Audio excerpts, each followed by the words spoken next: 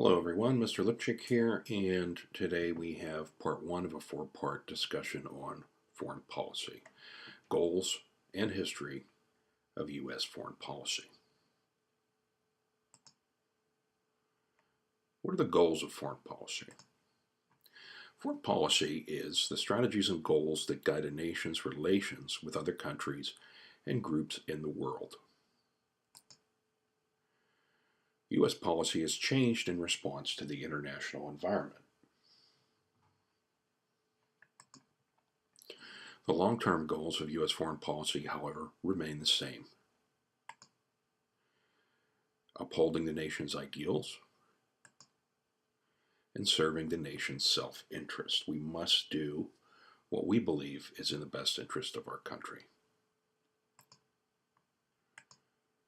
The primary goal of U.S. foreign policy is to preserve the security of the United States.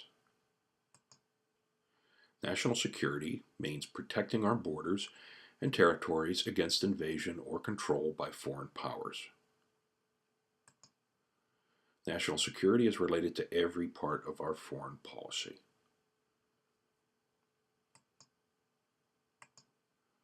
Free and open trade is also a goal of U.S. foreign policy. Maintaining trade with other nations. Maintaining access to vital resources such as oil. And markets for our manufactured goods and crops. The goal of U.S. policy is world peace. A peaceful world aids U.S. security and keeps us out of wars.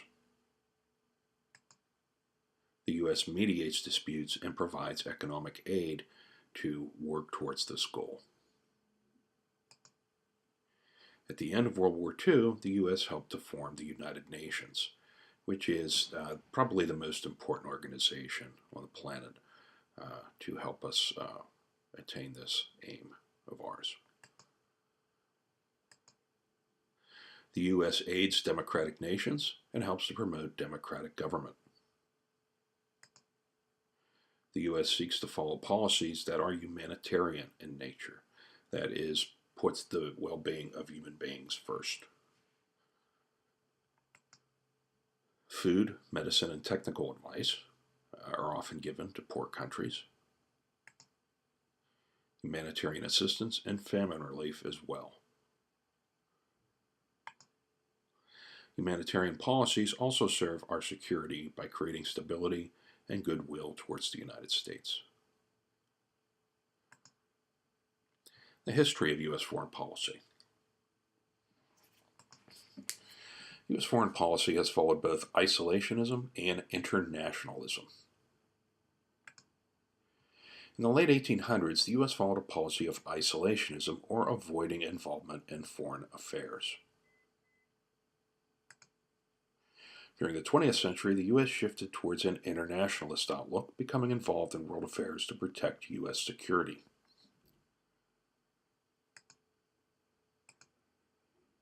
The U.S. began as a small nation that was struggling to maintain its independence. George Washington, therefore, advocated a policy of not becoming involved in foreign wars and disputes. We therefore followed a policy of isolationism. In 1823, President James Monroe, who you see seated to the right, put forth the Monroe Doctrine, warning European nations not to colonize the Western Hemisphere.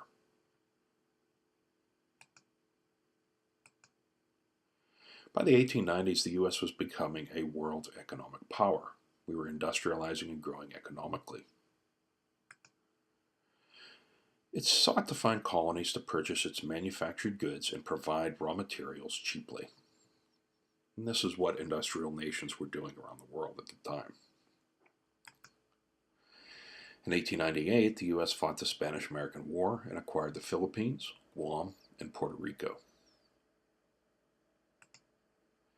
The U.S. also acquired Hawaii and Samoa in this time frame.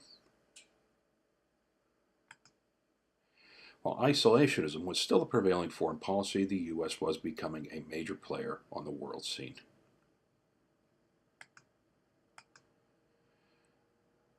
World War I and World War II would move the U.S. to become solidly internationalist. The First World War, 1914 to 1918, involved all the major European powers and cost millions of lives. The U.S. sought to remain neutral, but its trade policies favored England. German submarines began to sink U.S. ships, bringing supplies to England, causing us to enter the war in 1917. After World War I, the U.S. moved into an internationalist mindset until it was drawn into World War II. We were the deciding factor in World War I. Our manufacturing power and sheer numbers of men decided the First World War in favor of the Allies. And it kind of began to move us into the position of being a world leader. World War I had been so horrible, however, that nobody wanted to repeat it, and we kind of moved into an isolationist mindset in the 1920s and 30s. The Second World War, 1939 to 1945, moved the U.S. firmly into an internationalist foreign policy.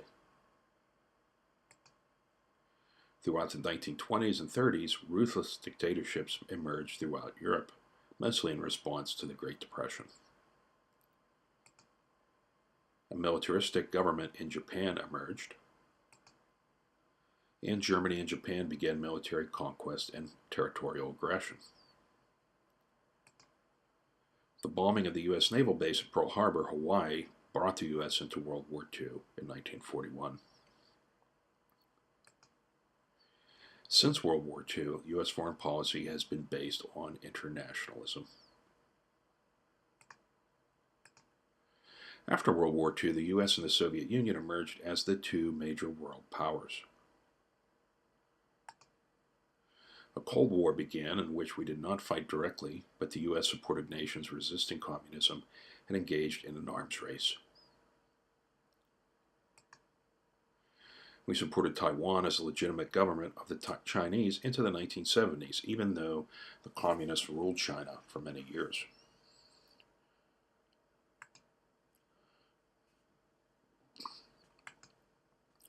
During the early Cold War, President Truman adopted the policy of containment, or keeping communism within its borders.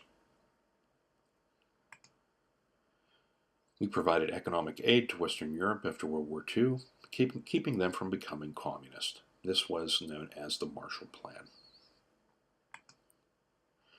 The Korean and Vietnam Wars were fought to keep communism from spreading further in Asia.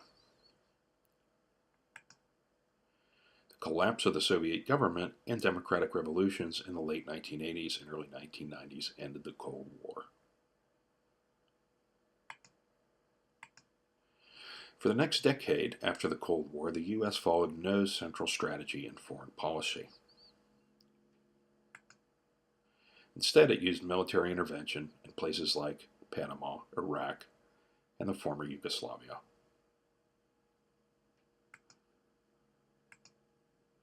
The terrorist attacks on the U.S. and the World Trade Center and the Pentagon in 2001 brought about a strategy of preemption.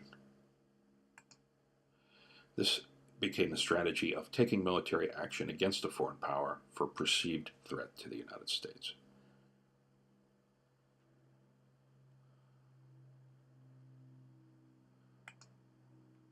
The Iraq War was started by the U.S. following a strategy of preemption.